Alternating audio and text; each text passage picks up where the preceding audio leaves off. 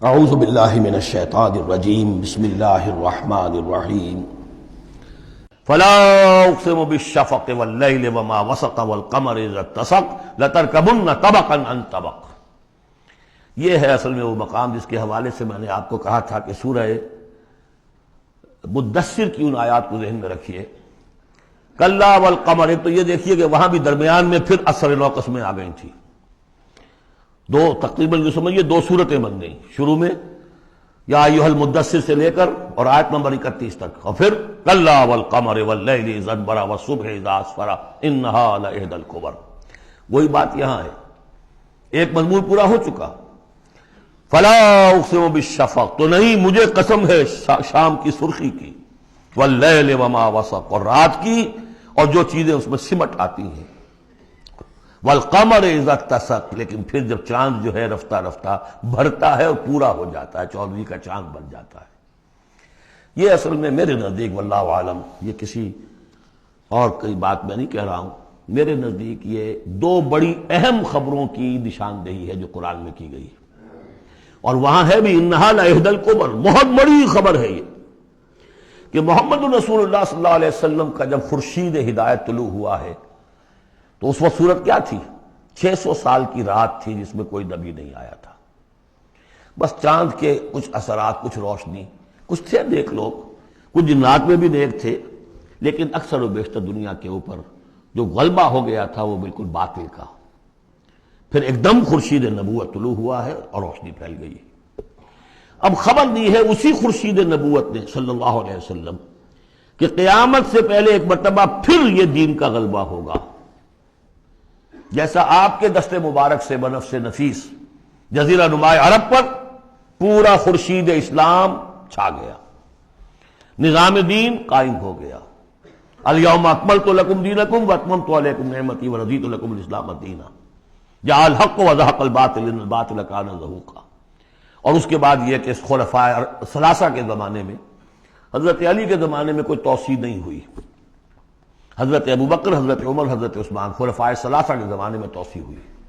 حضرت علی کے زمانے میں ان پر کوئی الزام نہیں، ان کا کوئی قصور نہیں، لیکن یہودی سازش عبداللہ ابن سبا کی، اس کی وجہ سے مسلمان آپس ہی میں لڑ پڑے، 1,00,000 جانیں ختم ہو گئی آپس میں لڑ کر، جنگ جمل، جنگ صفین، جنگ نہروان، 1,00,000 کے قریب۔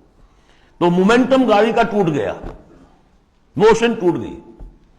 اس کے بعد پھر بہرحال حضرت امیر معاویہ کے زمانے میں پھر کچھ آگے قافلہ چلا ہے، لیکن اس شان کے ساتھ پھر نہیں بڑھ سکی بات، جس شان سے کہ دور فاروقی میں، دور عثمانی میں، دور صدیقی میں بات بڑھ رہی تھی۔ بہرحال وہ تو پروسیس رک کر اور پیچھے ریورس بھی ہو گیا، لیکن حضور کی دی ہوئی خبر ہے کہ دوبارہ دنیا میں دین کا غلبہ ہوگا اور گلوبل ہوگا، پوری دنیا میں ہوگا۔ وہ حدیثیں ہم نے نوید خلافت کے عنوان سے کتابچہ 8 صفحے کا کتابچہ بہت شائع کی ہیں۔ میں صرف یہ بتا رہا ہوں وہاں حضور کے زمانے میں کل 23 برس میں انقلاب برپا ہو گیا، سورج ایک دم طلوع ہو جاتا، کتنی دیر لگتی ہے، طلوع ہو گیا۔ لیکن اب جو روشنی آئے گی وہ آئے گی تدریجاً، اس کی شان کیا ہوگی؟ فلا اقسم بالشفق، ایک شفق کی روشنی ہوتی ہے جب رات، سورج تو غروب ہو گیا لیکن شفق ابھی ہے۔ وہ حال ہے اس وقت دنیا کا کہ اسلام کی روشنی غروب ہو چکی ہے، صرف شفق کی لالی سی نظر آ رہی ہے۔ اس کے بعد واللیل وما وسق، پوری دنیا کے اوپر دین کے اعتبار سے تاریکی چھا گئی ہے، رات ہے، اور رات جو ہے اپنے اندر جن جن چیزوں کو سمیٹ لیتی ہے۔ لیکن والقمر اذا اتسق، لیکن چاند طلوع ہوتا ہے، پہلے دن، دوسرے دن، تیسرے دن بھرنا شروع ہوتا ہے، یہاں تک کہ وہ پورا ہو جاتا ہے۔ اب چاند کی چاندنی جو ہے وہ پھر دنیا کے اندر اس کو رات کو منور کر دیتی ہے۔ لَتَرْكَبُنَّ طَبَقًا عَن طَبَقٍ، اسی طرح تم چڑھو گے درجہ بدرجہ، یعنی اب جو تجدید دین کا کام ہوگا، اب جو اقامت دین کی جد و جہد ہوگی، اب جو دنیا میں خلافت علی منہاج النبوت کا نظام قائم ہوگا، تو وہ کسی ایک نسل میں نہیں ہو جائے گا، کسی ایک دائی یا ایک تحریک کے ذریعے سے نہیں ہو جائے گا، درجہ بدرجہ۔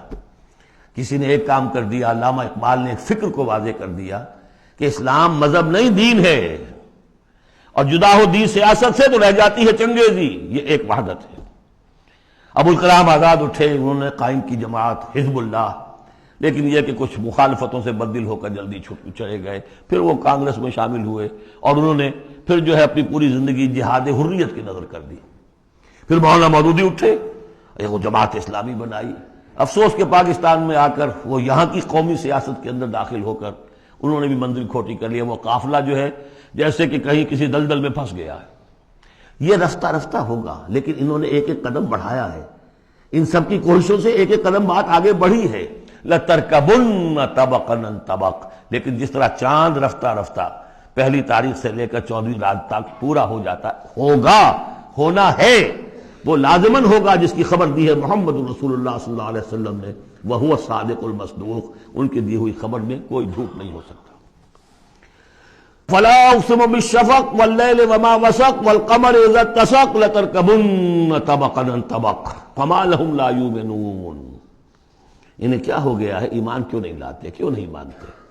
وَإِذَا قُرِئَ عَلَيْهِمُ الْقُرْآنُ لَا يَسْجُدُونَ، اور جب ان پر قرآن ان پڑھ کر سنایا جاتا ہے کیا ہو گیا انہیں کہ سجدہ نہیں کرتے۔